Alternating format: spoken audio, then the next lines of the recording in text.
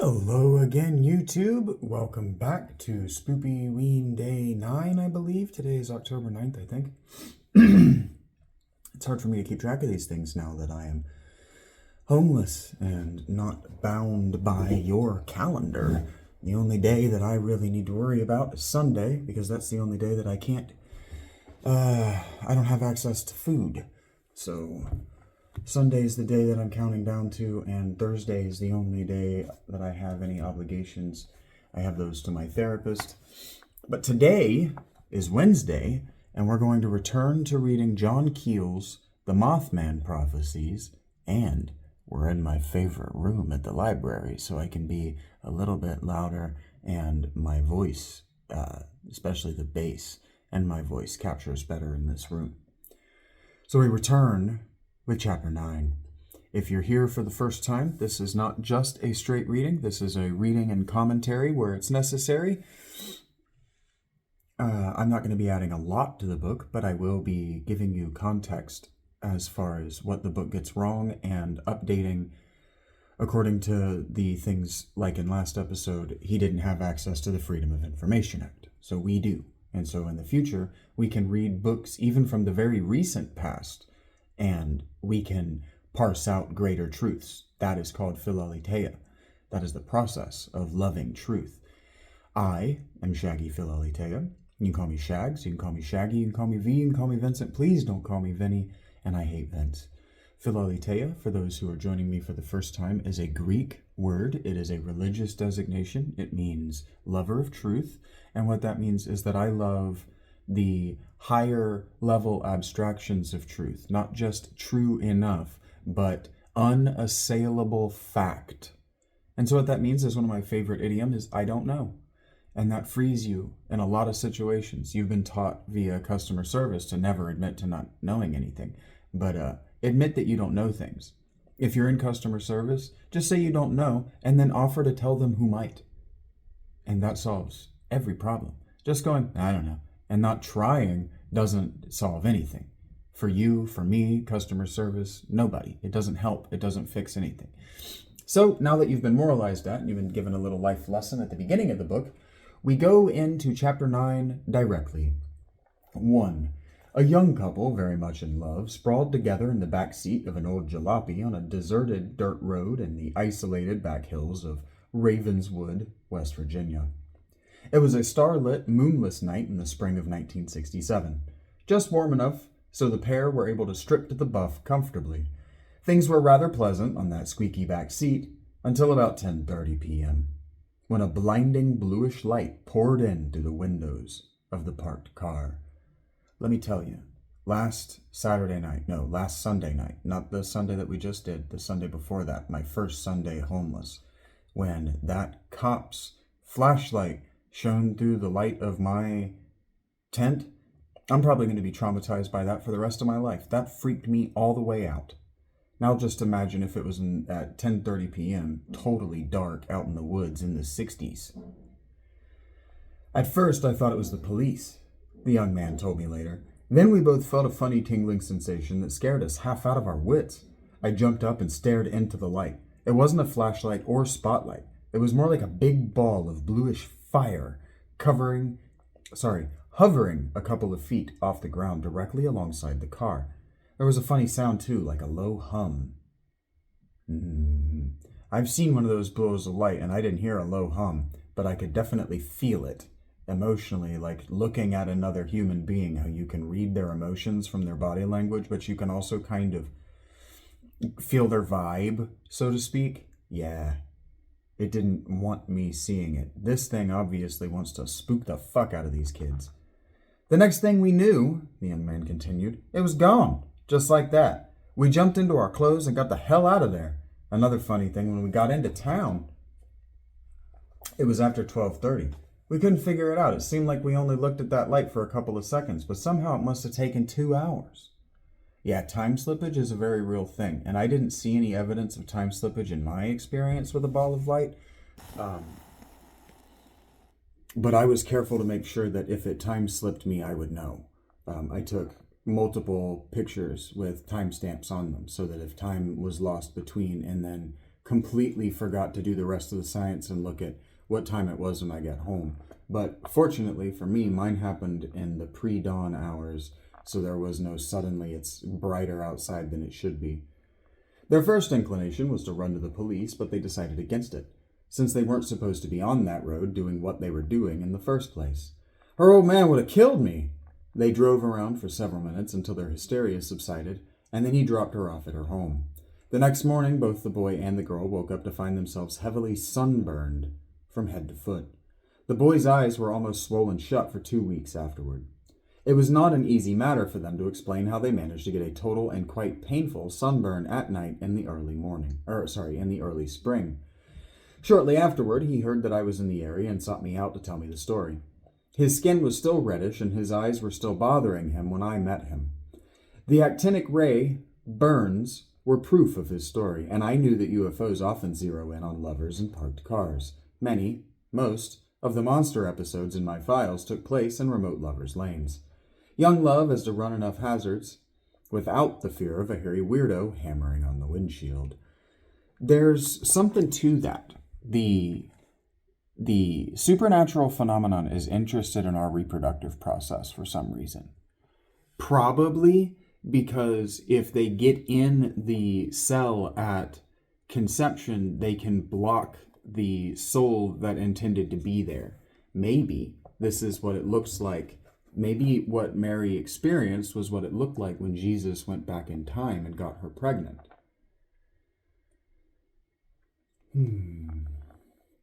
What concerned me was the 2-hour time lapse or spell of lacunal amnesia, which apparently took place.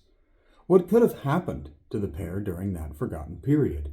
The phenomenon has an almost pornographic preoccupation with our mating practices. Like I said, it really does. If you've ever read Whitley Strieber, and now I don't have Whitley, and so when I finish this is the last scary book that I have.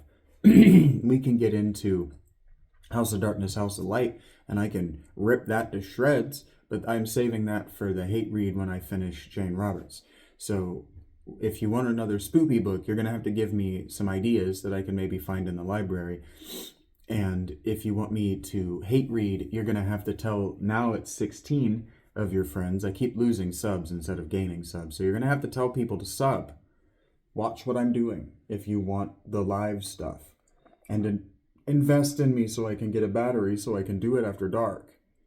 I won't be able to do the readings after dark, but you get the idea. Invest in me so I can go to places like after the library is closed, so I can start early in the morning, 6, 7 a.m., and I can just go until it's too dark. And then I can just be reading the whole time, reading to you, commenting on literature. All of that is very possible. And it's all right there for you. I know that these aren't in playlists. I don't have access to a desktop to make them playlists. I shouldn't do this in the middle. I don't care. I'm shaggy in that way. It's not just that I'm homeless, and it's not just that I'm getting increasingly unkempt. It's also that the story just kind of does its thing as I'm talking. And so as you invest in me, I'll be able to do things like get a battery so I can do this longer, sit in other places so I can do this in different environments, so I can demonstrate to you that it's actually okay to be not just an intellectual, but curious and public.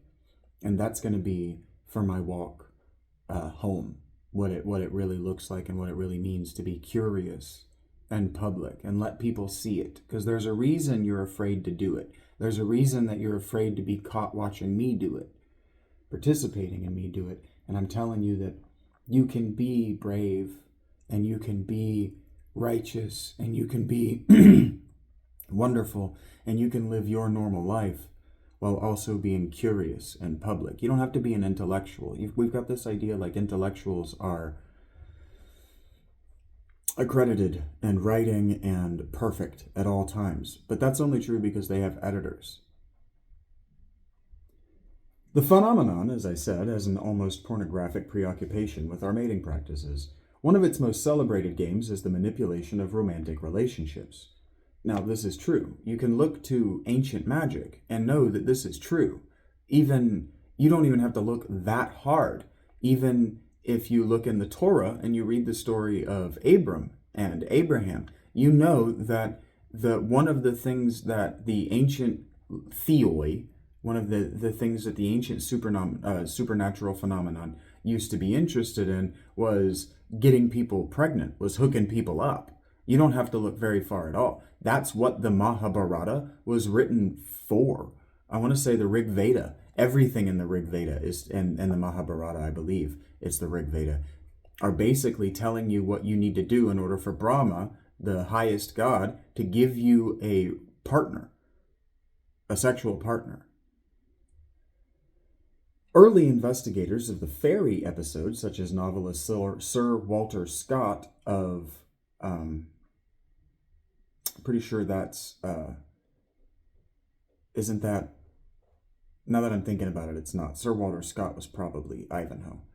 Noted that fairies seem to delight in bringing people together and fostering love, or, conversely, indulging in conspiracies to force lovers apart. That's also very real. Demons and these supernatural or ultra normal or paranormal or whatever you want to call them, these entities that were never human but are intelligent, they're very interested in ruining our lives in really strange and personal ways. They make it very personal. They make it very much about us, like we did something to them. And now we probably did. This is why the ancient peoples would, well, this is why in Iceland, for instance, they won't even disturb a fairy mound or a fairy tree or any place that anybody has ever thought that a fairy might live there, has good reason. They won't even disturb those places to build roads.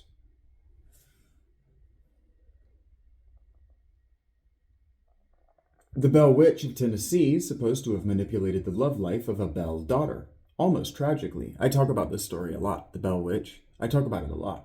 Brad Steger, one of America's best-known investigators of the paranormal, has been involved in several poltergeist cases in which the mischievous poltergeist tried to wreck romances and marriage. Nothing can quite affect a new groom's virility like being physically hurled from his wedding bed by an unseen force and pelted with flying ashtrays thrown by invisible hands. Unbelievable though it may seem, such things do happen. And that's the thing, is some of these entities, exactly like you're told in Genesis, and exactly like you're told in the books of Enoch, some of these entities decide that some of these teenage girls are theirs. That's what poltergeist activity is. Like, in large part, what the Bell Witch story was whatever that witch, that's what they called it, witch, but it was an invisible, incorporate, hyper-intelligent entity. And one of the things that it did was bonded itself romantically to the daughter, as he says here, and then it tried to kill one of her suitors until she was dating and approached by the guy that the spirit wanted her to have.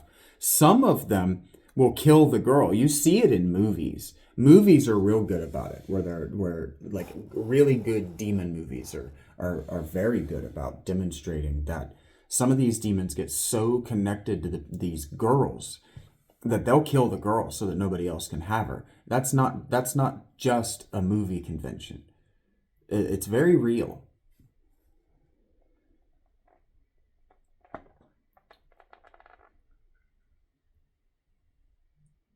Flying saucer contactees often have their marriages disrupted, even destroyed, after they begin their liaisons with the space people. When I began earnestly trying to engage with the paranormal and the supernatural, when I began earnestly trying to engage with my goddess and rekindle things with God, my romantic relationship went entirely to shit.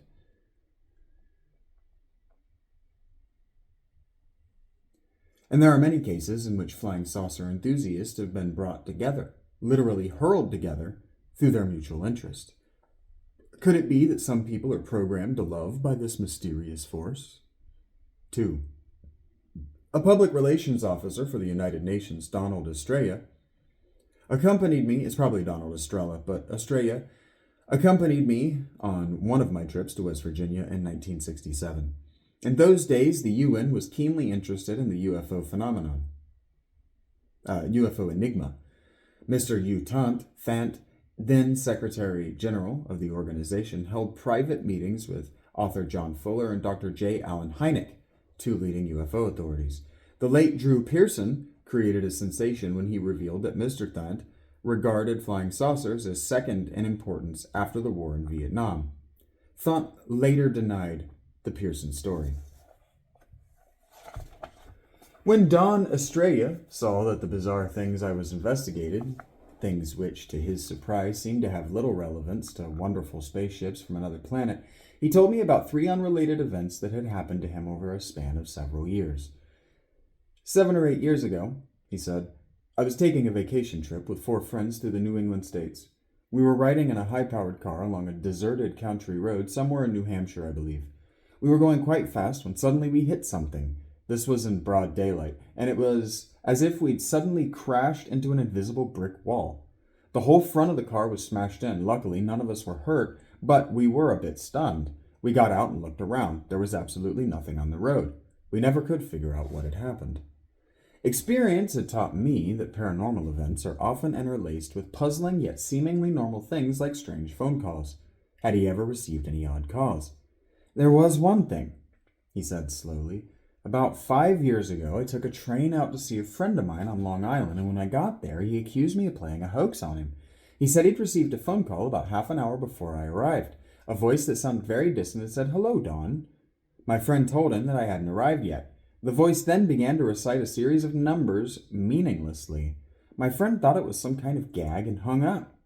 Finally, I asked him if he had ever had any real odd encounters with peculiar strangers. He looked at me bewildered and astonished.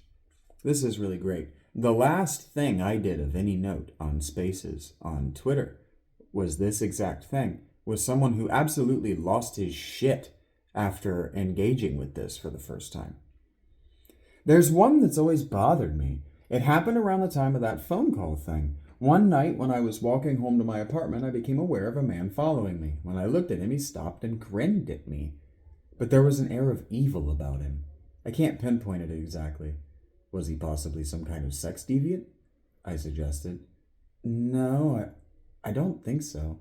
He was short and slight and wore a black cloak and black trousers. His face was dark and foreign-looking. I don't know why, but that evil grin is burned into my memory. Don said he hurried into his apartment and never saw the man again. A mere chance encounter on a busy New York street. Perhaps. Don said he hurried into his... The foolishly grinning man is a staple item in psychic lore. Black-suited with a dark complexion and craggy, foreign face, he's been described to me in many places by many people. As for strange phone calls, I've investigated so many that I'm now practically a telephone engineer. They're hard to nail down because there are so many cranks, hoaxers, and phone freaks out there today, but the calls that interest me most fall into patterns that exclude natural explanations. At 8 a.m., on March 24th, 1961, 2 women in Prospect, Oregon, a town of about 300 people, were talking together on the phone when suddenly a strange man's voice broke into the line and snapped, "Wake up down there!" One of the ladies regarded this as an affront, and she proceeded to express a very strong opinion. The voice started to rattle on in a rapid-fire language that sounded like Spanish, but the line seemed to be dead. The 2 women could not hear each other. After the man suddenly stopped, the line became live again. That gives me cold chills. Phones have always freaked me out, and that kind of stuff terrifies me. I don't know why. Every time I pick up the phone, before this, I expected something weird and uncanny to happen. Those are basically the same word, by the way. The next day at the same hour, the women were on the phone again, and again the strange voice interrupted with, "Wake up down there!" This time, the women listened quietly as the voice said something in the foreign language. Then it recited the numbers 40 and 25 over and over. 40! As I told you yesterday, this is exciting. This is why I'm doing this. Metatext. This is why I keep reading these books to see if there are details I missed. I'm trying to understand gematria. That's number magic. I don't understand it, but I'm trying to memorize facts. That's how I start with learning, is I memorize details, just facts. Okay, well, that stands out to me. I'm going to remember that. Well, 40 is one of the names of God. 40 is the highest number on the Sefer Yetzirah. as far as God's secret names. So 40 and 25. I wonder what 25 means in gematria. We're just going to have to get subscribers and followers for me to chase down the meta text in this deliberately. I'm chasing down the meta text in John. I want to do that in public, though. It's more interesting to read the Bible in public, to read old books in public. It draws attention, and I'm trying to get attention as doing something that no homeless person is doing. Maybe no one else is doing at all.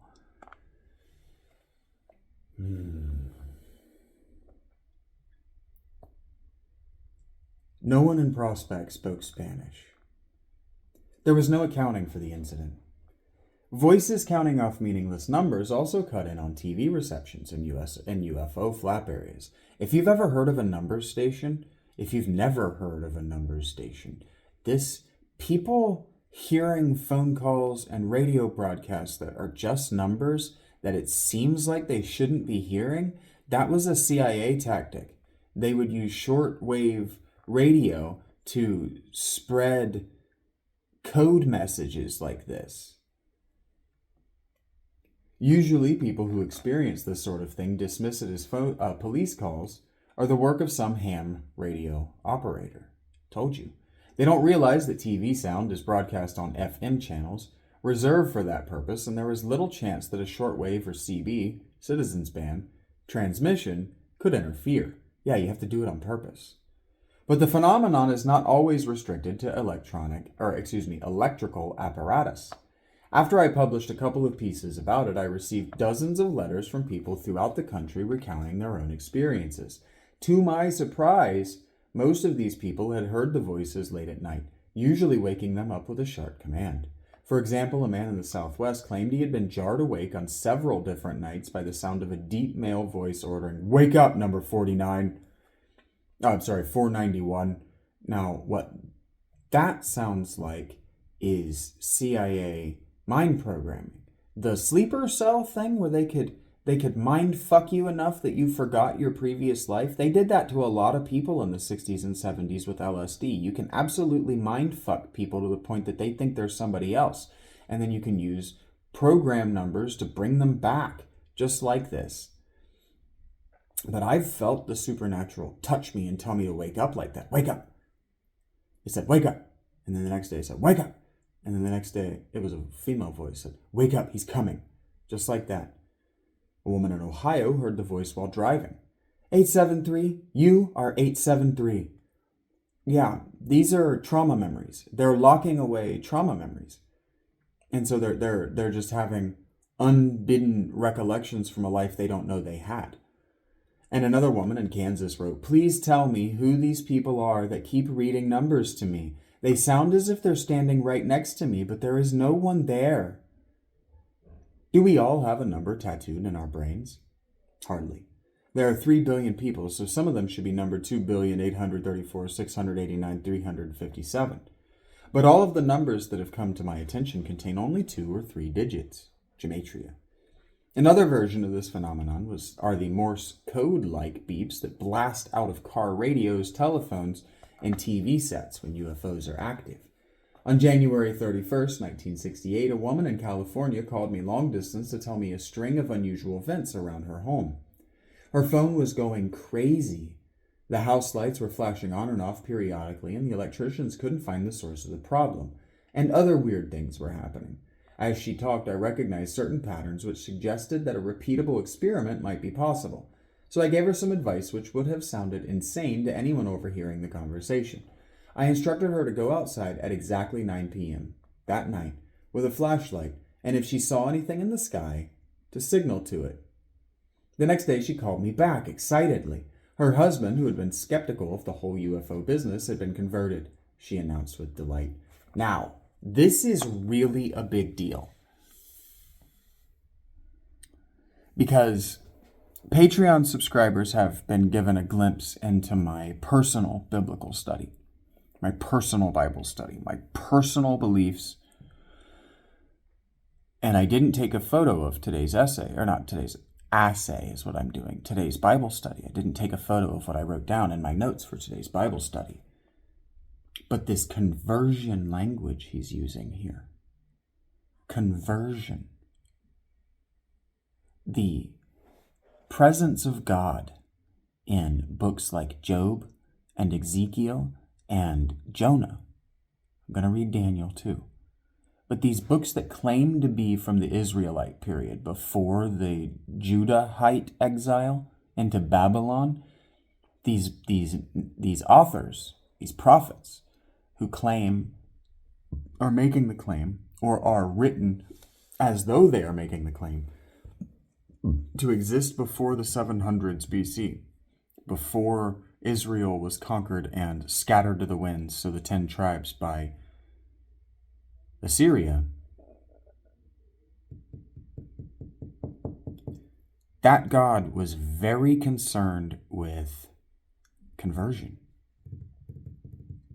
The Hebrew was a craftsman of people. He was responsible for proselytizing, but he was more than responsible for proselytizing. He was responsible for showing you signs that converted you on the spot.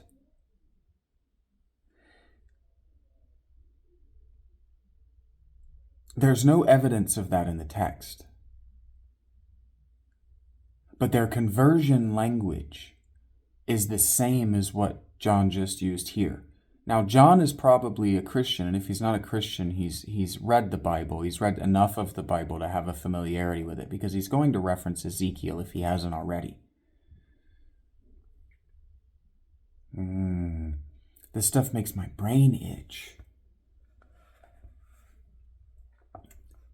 See, Jesus wasn't interested in conversion. Jesus had no interest in converting people. But that might be wrong. This isn't the place to be doing this. This is how my brain works. But the gospel Q hypothesis might be wrong, because the gospel Q hypothesis requires that there have been a real person, and that he really taught, and that he really had disciples, and then he had literate followers who wrote down his lecture notes while they were happening. But all the evidence that I'm seeing in my supernatural sign reading and my actual readings of the documents, and comparing them with other contemporary or older documents, I remain less convinced now that there was an historical Jesus.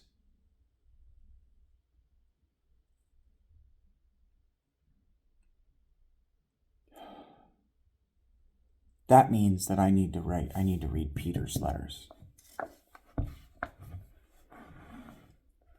She'd followed my instructions, and what that means is that when she saw something unusual in the sky, moving light or something, she turned her flashlight on and off at it. And sure enough, at 9 p.m. that night, a large orange sphere appeared directly over her home. She flashed the light 3 times, but there was no response from the object. After a few moments, it scurried off. She and her husband re-entered the house where the television was on. As soon as they entered the living room, 3 loud, very loud beeps shot out of the TV set. Her husband was completely flabbergasted. I've given the same crazy advice to other UFO sighters, always with similar results. Sometimes, after watching an object, their telephones will suddenly ring, and there will be no one on the line. Or their doorbells will ring by themselves. Obviously, these things are manifestation within the electromagnetic EM spectrum. The voices, however, seem to come from a more mysterious superspectrum. In hypnosis, there is a simple technique called post-hypnotic suggestion.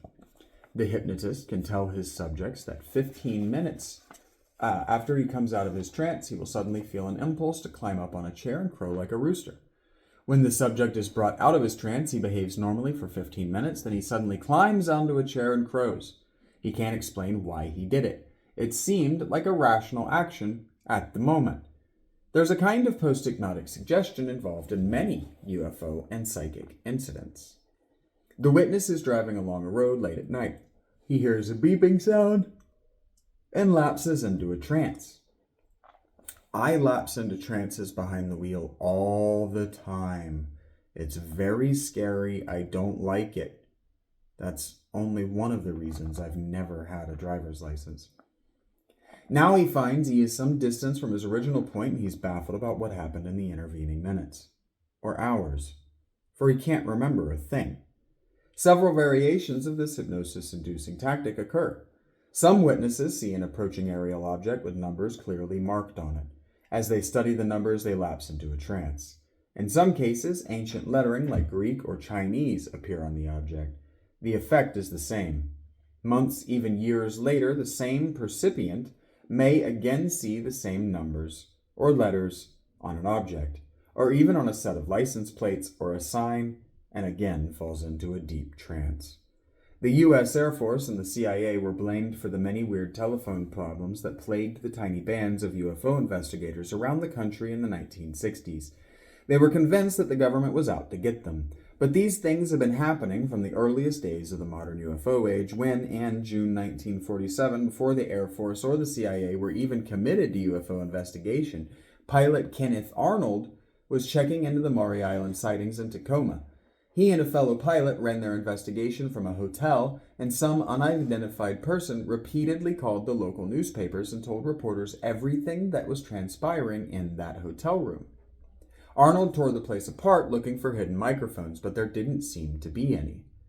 The official Air Force report on the sighting of a Florida scoutmaster, Sonny Desvergers, in 1952, I'm assuming his name is actually pronounced Sonny Desvergers, but Desvergers is what I'm calling it. It's probably Desvergers. But anyway, Captain Corney, an Air Force intelligence officer, was asked about the facts of supposedly anonymous threatening telephone calls that Mr. Desvergers had received. He stated that Desvergers had called him approximately 2 weeks ago and stated that he had been receiving anonymous threatening telephone calls while at work in the establishment in which he is employed.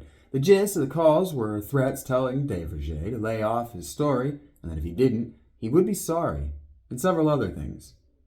Witnesses to landings and low-level overflights are often singled out for harassment, even when they don't report their sightings. Publicized contactees like Woodrow Derenberger receive the full treatment. Also, I saw a white Cessna plane last night. I don't know where it flew off from, but it was gaining altitude, clearly visible right over, not directly over, but over the hill that I'm hiding under, right in the line of sight to see my tent. It was very spooky. Felt very strange while it was happening. An airplane? Who has a prop plane in Zanesville, and where the hell are they flying out of? I'm going to read that again. Witnesses to landings and low-level overflights are often singled out for harassment, even when they don't report their sightings. Publicized contactees like Woodrow Derenberger receive the full treatment. Like many sincere contactees, Woody decided to write a book about his experiences and, like most contactees, ended up paying for the cost of printing himself. Contactee books, and there are hundreds of them, have a very limited fringe market of only 2,000 or 3,000 people, so Madison Avenue publishers understandably give them short shrift. In Woody's little effort, he stated, and his effort was called Visitors from Lanulos. It's a big deal throughout the Hellier series. If you get around to watching that, I wouldn't recommend it. They're awful people. I tried my best to make friends with them, and they're just awful people. All of them involved, except for Tyler. Tyler's cool. As I write this book, Woodrow Derenberger says, I keep getting phone calls warning me to stop. They've even called my wife at her place of employment, telling her to stop me or they will. These people have also called my friends, making the same threat. I have no way of knowing who these people are, yet they are calling too often to be crank calls. Several times I have written material that has disappeared from my home. When I leave home for any reason, I always lock the doors and windows, yet several times when we returned home, we found our home had been ransacked, drawers pulled out, papers strewn all over the floor, and valuable tapes missing, and my tape recorder broken. I have mailed letters dropped personally by me in the post office letterbox that have failed to reach their destination. After Woody's contact became widely known, two gentlemen dropped into the appliance store where he worked and walked directly up to him. We think you know who we are, Mr. Derenberger, they said flatly. We'd advise you to forget all about what you've seen. They left as abruptly as they'd arrived. Woody described them as being short, stocky, dressed in black suits, and having olive complexions. For some reason, he concluded the men in black were really from the mafia. No matter where he moved, and he moved several times in 1967, the phone pranksters and black Cadillacs managed to find him, he claims. Now, I wonder... I had a girlfriend once. I've told you that I left her while I was reading this stuff, and then it got even worse. But she thought that John Keel here is just being broadly racist. She's saying, oh yeah, he would blame Middle Easterners. But he's not saying Middle Easterners. He's saying dark-skinned people who look like they're from the Levant.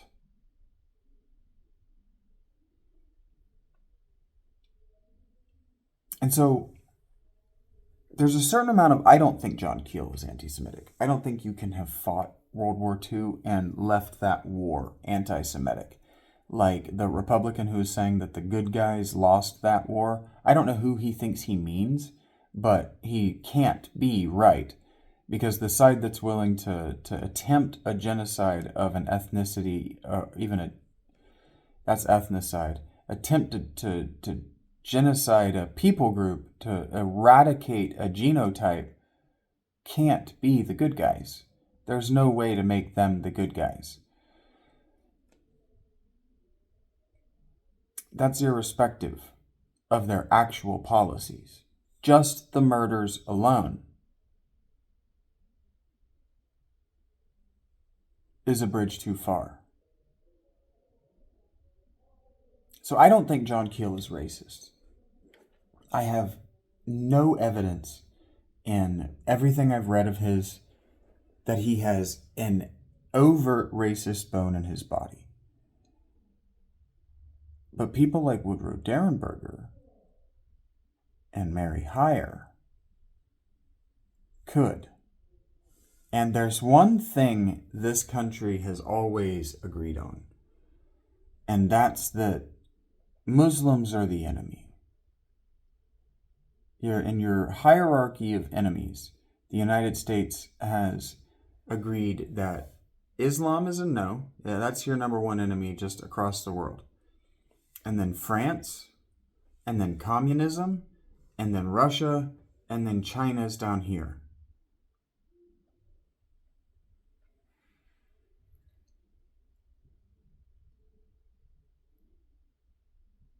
What if, because I'm walking very close to anti-Semitic glass without shoes on, and I'm not John McClane, so there will be no yippee-ki-yay motherfucker as I just shoot wildly into a crowd of Jewish people. That will not be happening.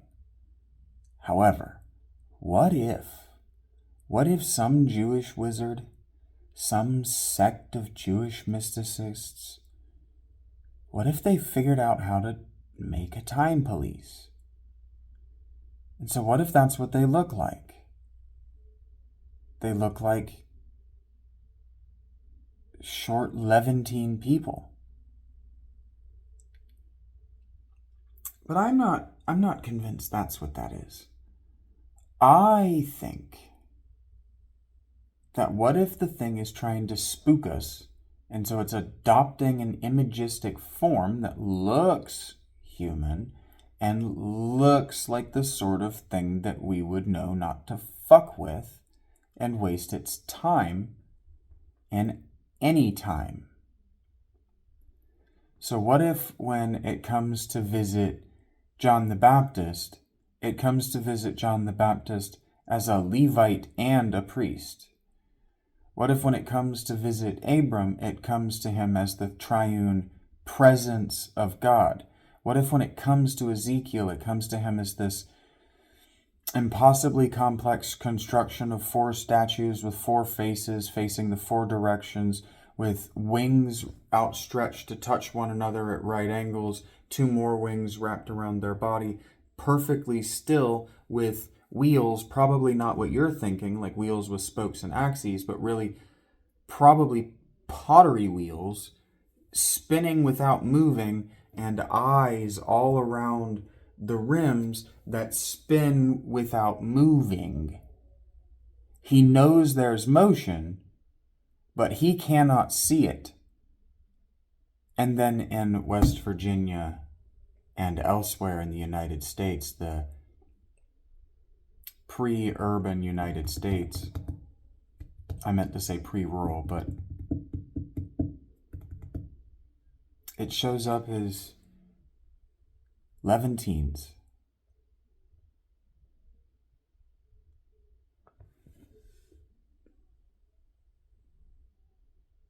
What if that's what the Hebrew forelock is about? Growing that long curl out?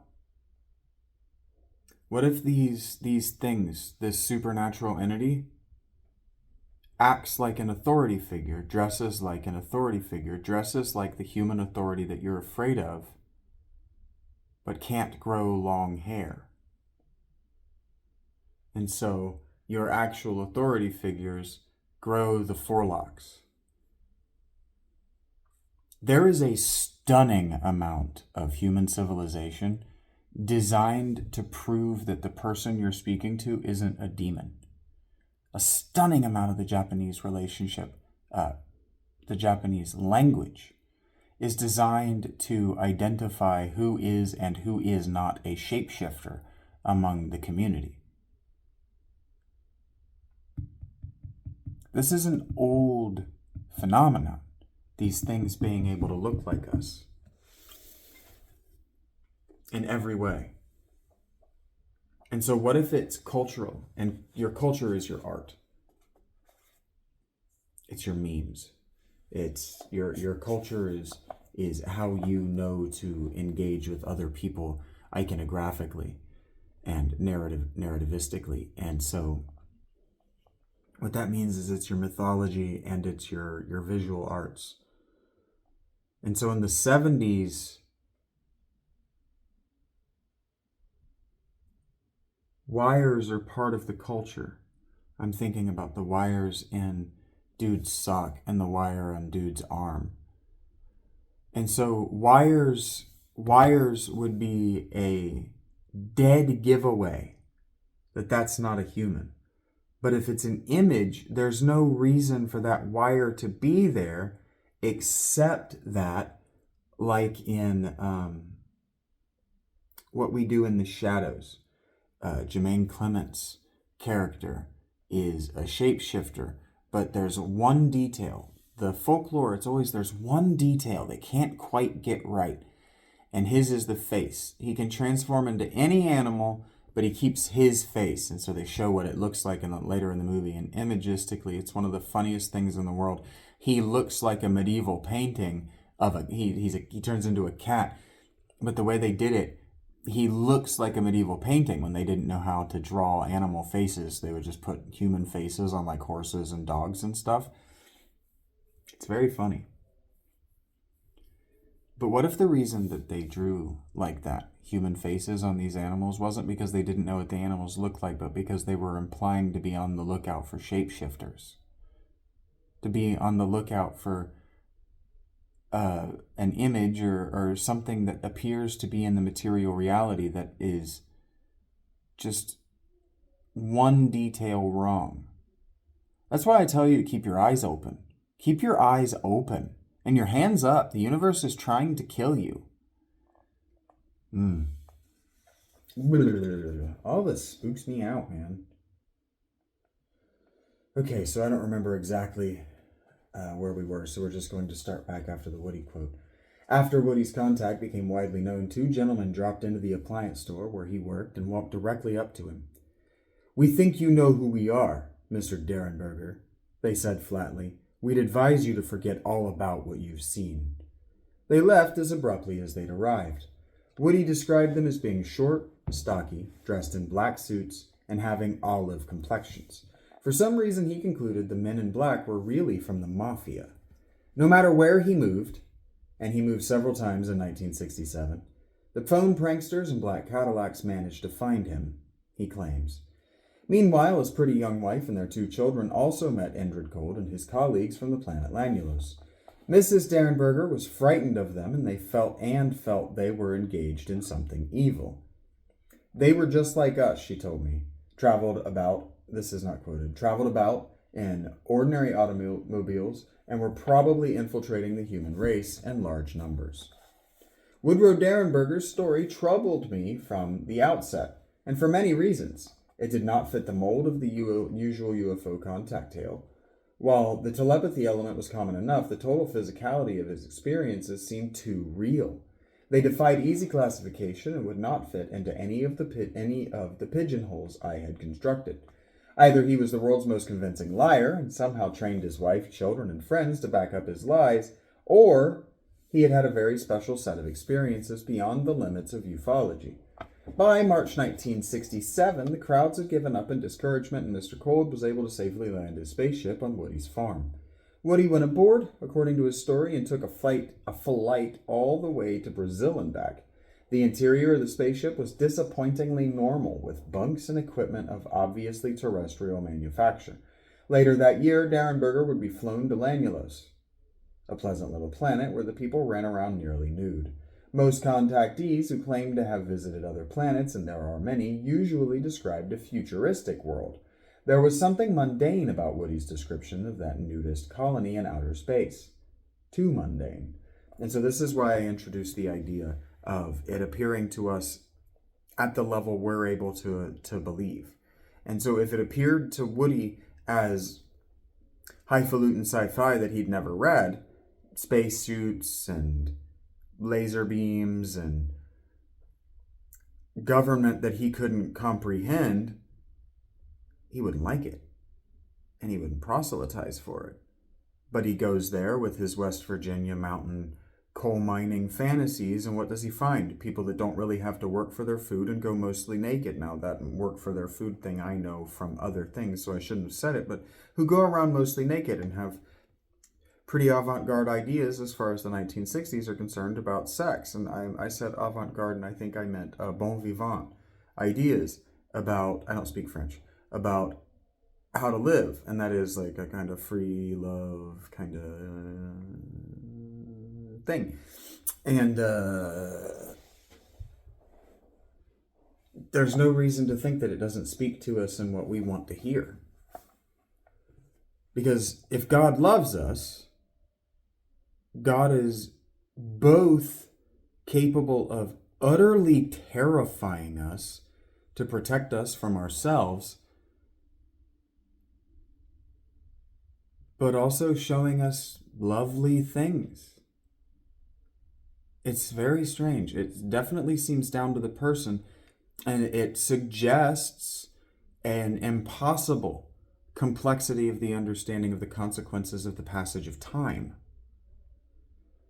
which requires at least a different relationship to time, maybe even a significantly faster relationship to time, that maybe time passes for these things much faster than it does for us, which is impossible to talk about and feel understood and know that I'm saying anything understandable. This is all ineffable.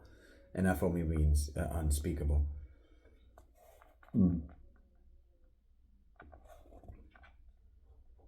In his later adventures, Woody usually met the spaceships in some isolated spot, often near a highway under construction. A seemingly trivial detail, yet one that is most significant.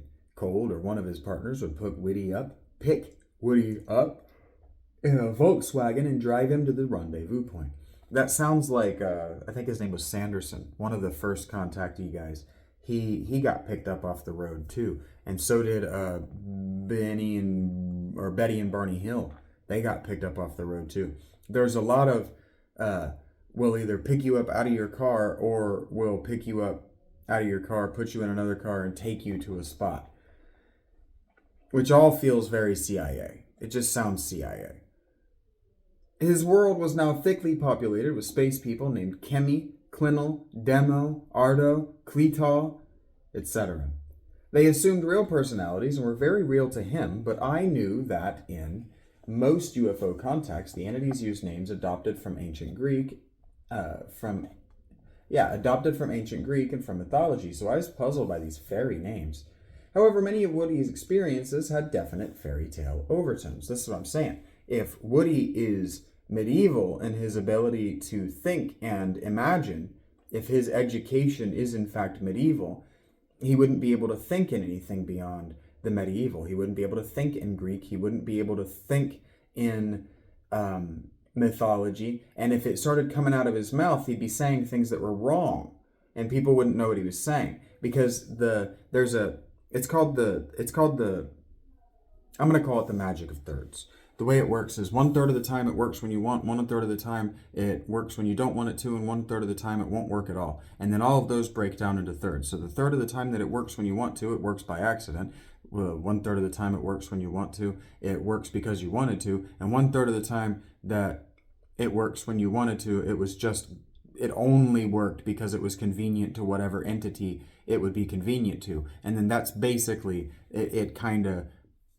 this is how magic works. It's all the same phenomenon. It just breaks down into threes, and then those threes break down into infinite complexity of threes. That's just how it actually works. You don't have to believe me about any of this, but I'm not lying to you. However, many of Woody's experiences had definite fairy tale overtones, and two of his friends had a classic fairy experience. A young man named Jim Hackett and his cousin Darla Sartor were out sky watching at a place called Bogle Ridge one night when they saw a group of red, green, and white lights descend from the sky and drop into a gully close to their position. A moment later, there was a bright flash, and Jim felt his face tingling like a mild electric shock. When he heard voices outside the car, voices which Darla could not hear, suddenly there was a sharp rap on the window, causing the pair to jump with alarm. A man holding some kind of red light stood outside the car, and Hackett received a mental message to get out of the car. "Is she your wife?" the man asked. "No, she's my cousin." The man told him to tell Darla to stay in the car. Then he led young Hackett off into the darkness. When he returned, his shoes, socks, and watch were missing. He said the man had taken them. It had been raining and the ground was muddy, so his shoes had been coated with mud and water. Jim and Darla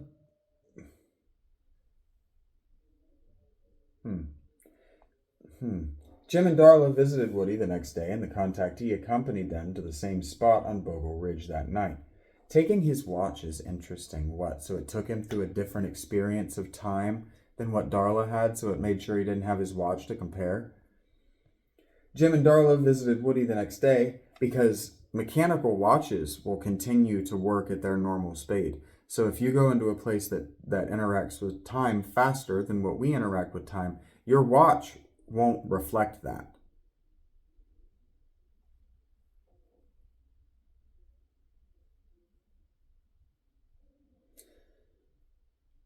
Jim and Darla visited Woody the next day, and the contactee accompanied them to the same spot on Bogle Ridge that night. Endred Cold, Carlo Ardo, and Demo Hassan were waiting for them. Woody explained what happened, and the spacemen said Hackett had encountered humanoids who were no good thieves. He was lucky he had lost only his shoes, socks, and watch, but they would run the culprits down and recover the items, they promised. The humanoids thing is what I'm talking about. They look like humans, but what they do is they like to get off on abusing us, effectively, on using our sympathy and our human compassion and our desire to take care of one another, of strangers, and they abuse that because they think it's funny. Yep, there's a moral there. This is why we know the difference in real people and not real people. And this is why I spend so much time moralizing about the way you look at and talk to other people. Are you better? Are you sure you're human? The next morning, when Jim stepped out his door to pick up his morning paper, he was surprised to find his shoes, now neatly shined, sitting on the step with the laundered socks and the watch inside. I would love it if a fucking spirit wanted to launder my socks, by the way. You want to clean my laundry? That would be amazing. The contactee lore is filled with silly episodes like this.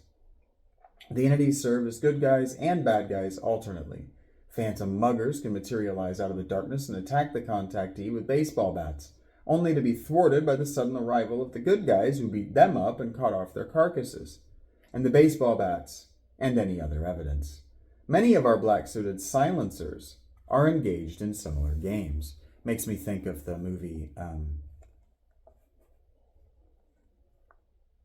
The Fisher-King with Robin Williams. 4. Jim Hackett was lucky. He only lost his shoes. Elsewhere throughout the Ohio River Valley, dogs, cows, and horses were dying suddenly and mysteriously, usually from surgical-like incisions in their throats. And now we get, I don't remember her name anymore, but now we get the animal mutilations. What's her name? I thought she was also a Mary, but I've got Mary Hire in my head, and I can't remember her name.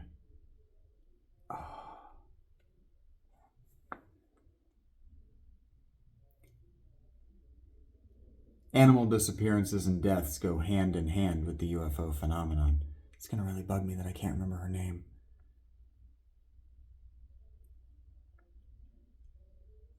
The most puzzling aspect of these deaths is the absence of blood.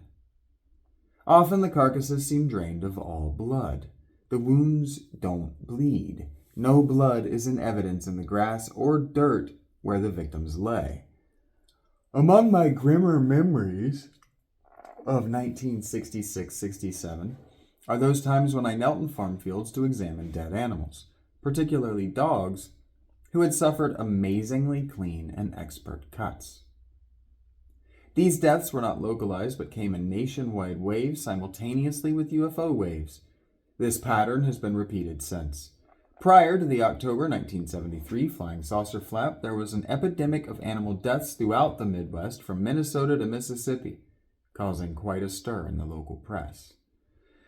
2 points confounding investigators have been the absence of blood and footprints, the Kansas City Times reported. December 22nd, 1973. Even on warm days with the carcass freshly killed, there has been no bleeding on or around the animal. Some believe the cattle were drained of blood. No human tracks have been detected near each mutilation, each in fresh snow. In December 1973 and January 1974, there were wholesale disappearances of pet dogs from Connecticut to Florida. Small towns like Voluntown, Connecticut, lost a large part of their dog population in a few days. 15 dogs vanished from Woodstock, New York, and the Catskill Mountains during the same period. As in previous waves of animal mutilations and disappearances, authorities tried to blame witchcraft, cults, cattle rustlers, and dog nappers, who sell the poor animals to hospitals for experimental purposes. But the total absence of evidence of any kind seems to rule out these conventional explanations. Europe has been plagued with phantom animal killers for generations. Sweden had a plague of this sort of thing in 1972. The expensive vampire legends of medieval Europe were undoubtedly based on such incidents. Vampires were cloaked beings often accompanied by strange aerial lights, who could paralyze humans and animals in their tracks.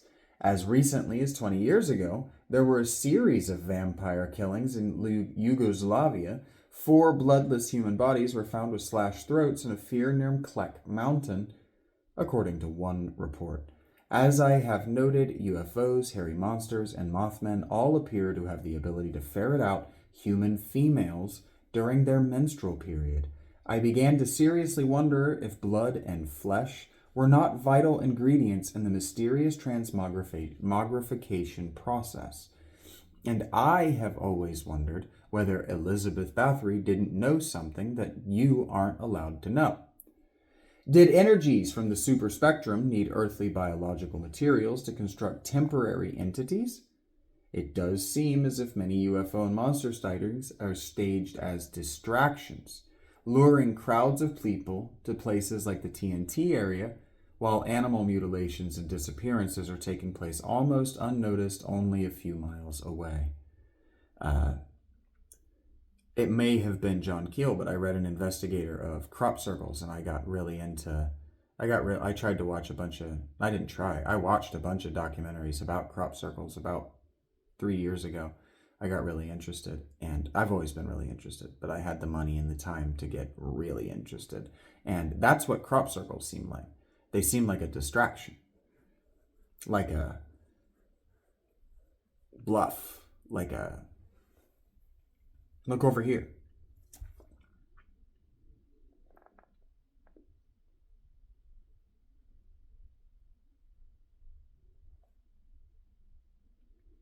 As I have noted, UFOs, hairy monsters, and Mothman all appear to have the ability to ferret out human females, as we said. Sorry. Soon after the Mothman's first appearance in November 1966, police found the body of a dog in the TNT area. It was completely charred, yet the surrounding area was unburned. I wondered if it might not have been sacrificed in some secret magic ritual by some unknown local warlock. A ritual that brought Mothman into being. The UFO waves of the 1960s were accompanied by the occult explosion, the rapid spread of witchcraft and magical practices. An interesting side effect of the flying saucer phenomenon is that many of the people attracted to the subject, people with very materialistic and pseudoscientific outlooks, gradually drift into the study of the psychic phenomena, abandoning the extraterrestrial theory along the way. In retrospect, flying saucers were partly responsible for the occult explosion. The most confusing, that's only true in that the occult and pseudo-psychological, like Freud, they just jumped on the UFO bandwagon because they wanted to sell books. The most confusing feature of the phenomenon is its use of allegorical situations and complicated diversions meant to cover up some more covert activity. Hairy monsters are seen carrying dead dogs, so people assume other missing dogs provide dinner for the smelly apparition. Actually, the dogs may have served some other purpose altogether, a purpose that might turn our hair gray instantly if we knew the details. In messages passed along to Italian contactee Eugenio Siragusa, the mischievous entities have tried to explain their volumetric logic and cosmic double talk. Dr. Jacques Vallée has called it metalogic, suggesting that the entities have a logic system quite different from ours, and when they try to translate things on our level, their statements come out absurd. He does not consider their need for deceit, which is based upon their urge to manipulate us through beliefs and what the British call acceptances. Once Woodrow Derenberger accepted Indrid Cold's existence, you know what, that's actually very interesting, that acceptance there. I've been talking about acceptance as the first stage, not the first stage, as how I tend to go straight from the first stage, whatever my first stage of grief is, directly to acceptance, which makes it very difficult for me to then turn around and finish the grieving process properly. My grieving process tends to be aborted. And I was talking with a prophet friend of mine today. He was prophesying to me and I was listening, and it was wonderful and it made me think.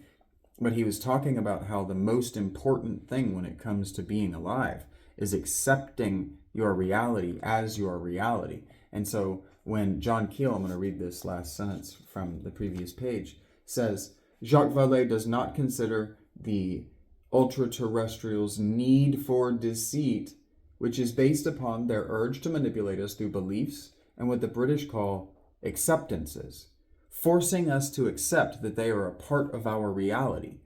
Once Woodrow Derenberger accepted Indrid Cold's existence and the existence of Lanulos, his view of reality could be manipulated to include those beings and places. That's right, once you accept it into your worldview, you can begin to incorporate it. And that's called integrity, integration. And then if you stick to your worldview, it becomes a way of life. And then if you stick to your way of life, even in adversity, that's called having integrity. And so every time I finish one of these series, or I finish a book, or I make a new video, I am demonstrating my integrity to my God. You understand? I'm demonstrating that I have integrated my worldview into my way of life, and now my way of life is an integration of my relationship with God. So it circles back around on itself, which will allow me to go to heaven once I gain enough momentum. What I need is momentum. I don't so much need velocity, I just need momentum. Because I will make escape velocity when I die. What I need is momentum so I don't come back to this fucking place again. And that works as a metaphor, not just for space flight, not just for death, not just for an afterlife, but, your life, my life, our lives are all cycles. I've watched my life cycle and cycle and cycle and cycle around itself. And, the cynical thing to say is, well, it's not cycles, it's just circling the drain all the way to death. Okay, fine. But that doesn't make sense, because going to death isn't being flushed and being gone unless you've lived your life as though life sucks so bad that it's just circling the drain. Well, then, of course, you put into it shit. What you're going to get out of it is shit out of it. That's fine.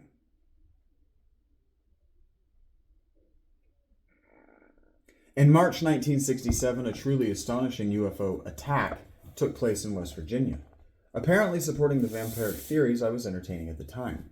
While other UFO investigators had been collecting endless descriptions of things seen in the sky, I was out examining dead animals in remote fields, pondering the real meaning behind the bloodless carcasses. With Mary... I thought I had it. I think her last name is hyphenated. I own one of her books. I could find it if I really wanted it. On the night of March 5th, a Red Cross bloodmobile was traveling along Route 2, which runs parallel to the Ohio River. Bo Schertzer, 21, and a young nurse had been out all day collecting human blood, and now they were heading back to Huntington, West Virginia, with a van filled with fresh blood. The road was dark and cold, and there was very little traffic. As they moved along a particularly deserted stretch, there was a flash in the woods on a nearby hill, and a large white glow appeared. It rose slowly into the air and flew straight for their vehicle. "My God, what is it?" the nurse cried out. "I'm not going to stick around to find out," Schertzer answered, pushing his foot down on the gas. The object effortlessly swooped over the van and stayed with it. Schertzer rolled down his window and looked up. He was horrified to see some kind of arm or extension being lowered from the luminous thing cruising only a few feet above the bloodmobile. "It's trying to get us!" the nurse yelled, watching another arm reach down on her side. It looked as if the flying object was trying to wrap a pincers-like device around the vehicle. Schertzer poured on the horses, but the object kept pace with them easily. Apparently, they were saved by the sudden appearance of headlights from approaching traffic. As the other cars neared, the object retracted the arms and hastily flew off. Both young people rushed to the police in a state of hysteria. The incident was mentioned briefly on a radio newscast that might, but was not picked up by the newspapers. In cases like this, we have to ask, did the UFO really intend to carry off the bloodmobile? Or was it all a sham to prove the UFO's interest in blood? Later, I tried to check to find out if any bloodmobiles had actually vanished anywhere. The Red Cross thought I was a bit nuts. But I often found myself wondering, seriously, if we only hear about the people who get away.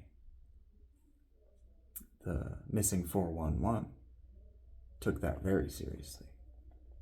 I can't watch that and listen to it or read it.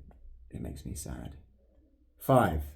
A few nights, because they lean into the tragedy of the people left behind and putting their lives back together after somebody suddenly vanishes from a place they shouldn't have vanished from.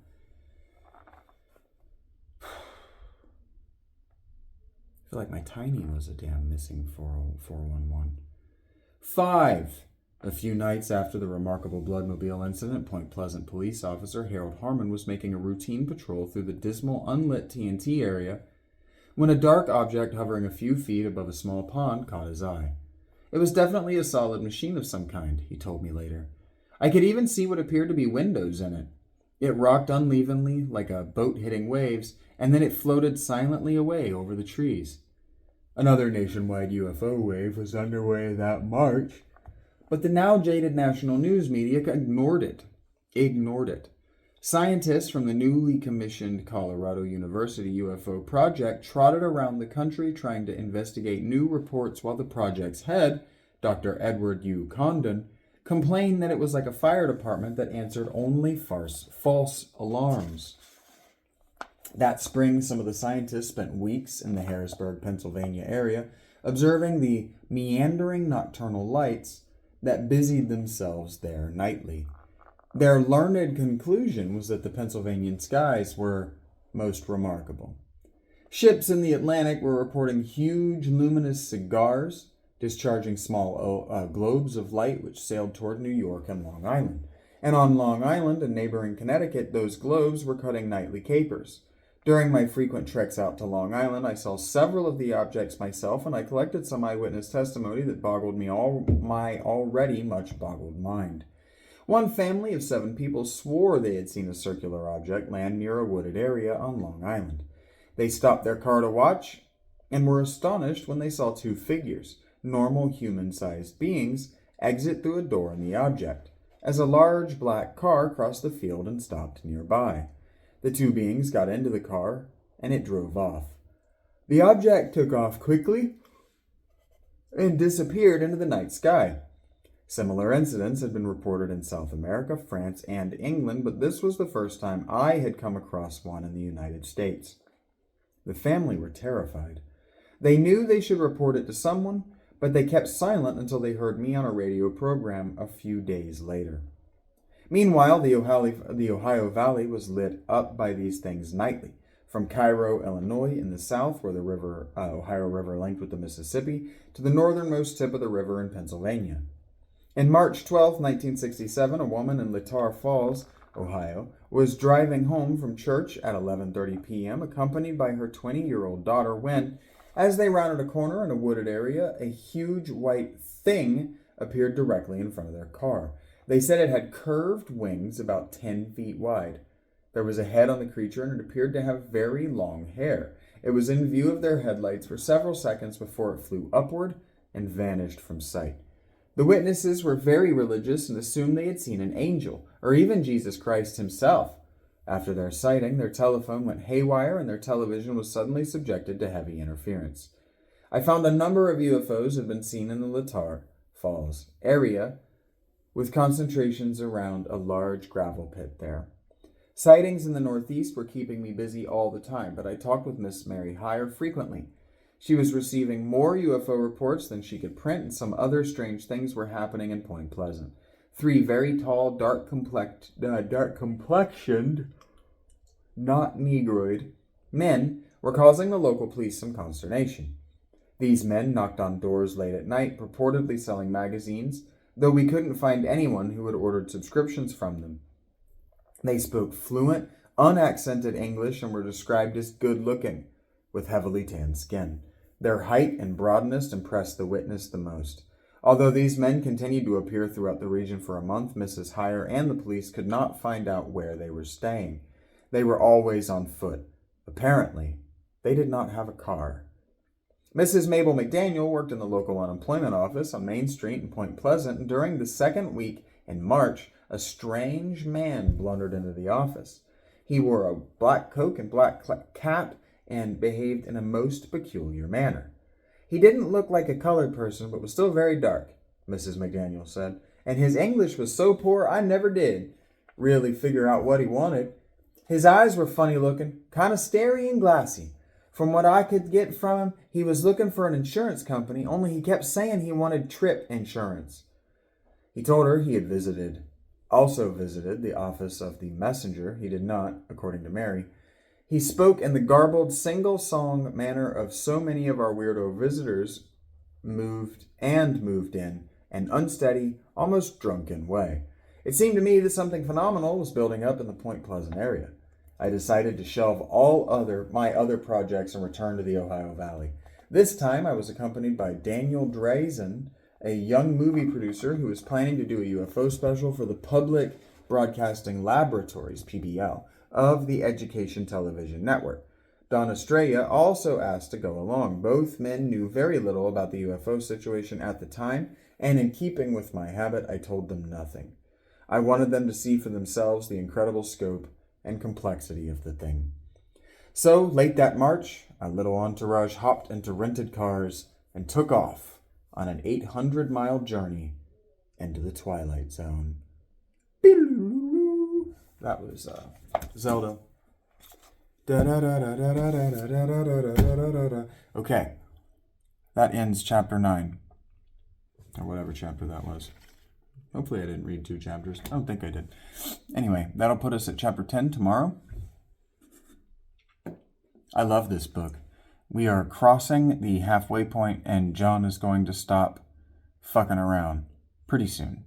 Maybe he never does stop fucking around. I don't think any of this is fucking around. But if you're the kind of person who thinks, oh, all this complexity, all this context, why won't he just say what he says and then explain it later? I've explained that to you. That's how the Bible's written, and you will find it more unsatisfactory if he were to edit it in that way, where he puts the exciting stuff in the beginning and the explanations for it at the end. You won't read the explanations.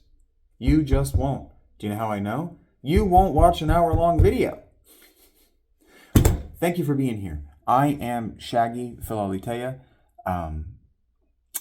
Yeah, I'll be back tomorrow on this same schedule. More than likely. Unless I can make a few bucks today and I can spend my morning with some warm coffee and hot food in Panera while the dawn finishes freezing my balls off. I don't think that's going to happen. I don't anticipate it. I don't expect it. I pray for it every night. Wake up to $10 on your Cash App that wasn't there, God. You can do this. Just $10. But it's all good. It really is. Last night wasn't nearly as cold as the nights previous, and this book is great. So much of what I want you to know and what I want to be talking about is wrapped up in this book. So at a minute and 17 seconds and 29 seconds, a minute and 17, what am I saying? An hour and 17 minutes and now 35 seconds. Thank you for being here. This one has felt like a privilege. This one has felt like an honor to do. As I'm eating more regularly, it feels a little bit easier to thank you, even though you have absolutely nothing to do with why I have power, why I have a place to record, why I have warm clothes, why I have a tent, and why my life is great. But humility is thanking people that had absolutely nothing to do with your day, and I've already thanked everyone who had a big part in my day being successful. So now you get the leftovers, the sloppy seconds of gratitude, as it were. There's a way that you could be first in line too. Because in the world that Jesus wanted, the first would be last and the last would be first. And what that means is in the consideration of everyone. That we would think of the poor and the homeless and the person trying their best to give something to the future before they die, before we think about the people trying to make sure that the future can't happen. Think about that. Are the people that you're going to elect in November, are those the people that are going to make a future happen? Or are those the people who are systemically working to make sure that you don't get to experience a future? I don't know who you're going to vote for, but I know that there's only one presidential candidate. Only one. Who gives a fuck about the prosperity of the entire nation. Only one. And it ain't Kamala Harris. So thanks for being here. Especially if you're the kind of person who's generous, you're the kind of person who gives to the people around you, the kind of person who doesn't lock his doors, even if he probably should. I used to not lock the doors of my car so homeless people could sleep in it, and they did. All right. I love you too. I would provide you the same home. I would provide you space in my tent. Take care of yourself. If you take care of yourself, then I don't have to, and then we can worry about taking care of the people who need it even more than I do, because they're out there. Be well. Shaggy out.